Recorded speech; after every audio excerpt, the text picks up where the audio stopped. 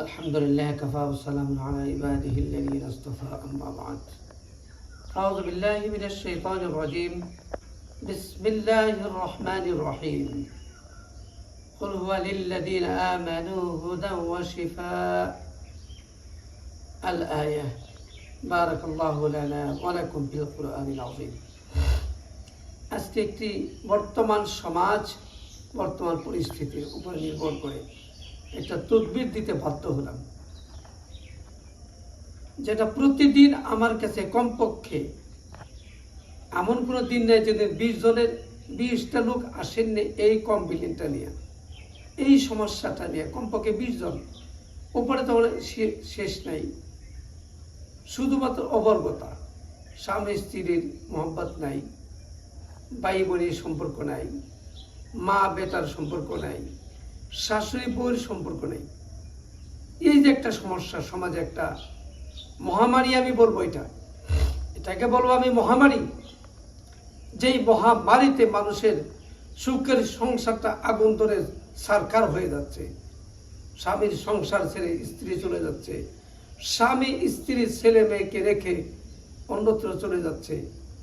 আজ সংসার ধ্বংস হয়ে যাচ্ছে, দুলিশাত হচ্ছে। কারণ যে 2টা কারণ আমি খুঁজে বের করলাম। এক হলো মোবাইল, আর একটা হলো আমাদের ভাতৃত্ব সম্পর্ক নেই, একজন আরেকজনকে সম্মান করতে জানে না।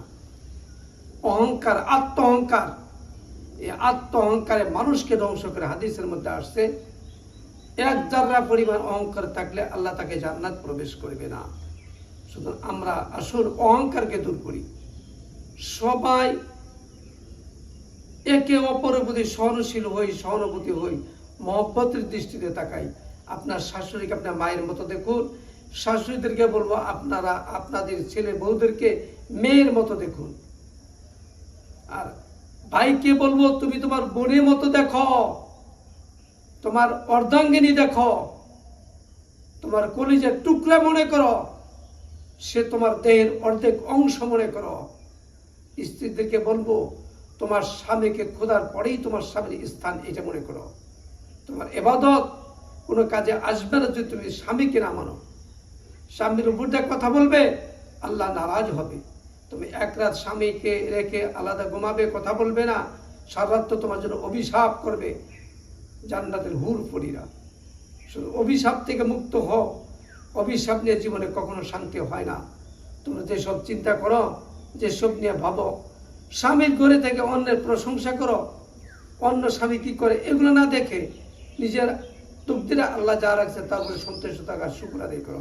তোমার স্বামী যা দেয় তারপরে শুকরিয়া আদায় করো। আসো, এরপরে আল্লাহ তাআলার কাছে সাহায্য চাও।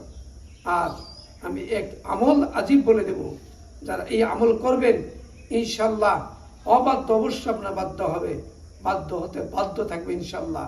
সে আমলটা হলো আল্লাহ তাআলার এক নাম, আজীব এক নাম, ইয়া লতীফু ইয়া ওয়াদুদু, ইয়া লতীফু ইয়া ওয়াদুদু। 300 বার এশার নামাজের পরে 2 রাকাত নফল নামাজ পড়বেন, পরে আগে এবং পিছনে দুরূদ পড়বেন, মাঝখানে কি পড়বেন? ইয়া লতীফু ইয়া ওয়াদুদু, ইয়া লতীফু ইয়া ওয়াদুদু, ইয়া লতীফু ইয়া ওয়াদুদু। পড়তে থাকুন তার চেহারা সুরত মনে করে, যে আপনাকে কতল করবে এমন শত্রু, ওই শত্রু ইনশাল্লাহ আপনার বন্ধু হতে বাধ্য হবে। আল্লাহ আপনার বন্ধু বানাই দেবে, চিরজীবনে বন্ধু হবে, আপনার জন্য তার জীবনকে উৎসর্গ করে দেবে ইনশাল্লাহ। আমল করে দেখুন। বহু লোককে আমল করে দেখিয়েছে ইনশাল্লাহ, তারা বাস্তবে জীবন শান্তি এবং সুখের জীবন হয়েছে। আপনারও হবে ইনশাল্লাহ। আমল করুন, আমলের কাছে আসুন, নিজে আল্লাহর কাছে সাহায্য চান। আপনাকে বানাইছেন কে? আল্লাহ আপনাকে বানাইছেন। এই হায়াত কে দিয়েছে? আল্লাহ তাআলা আপনাকে হায়াত দিয়েছেন।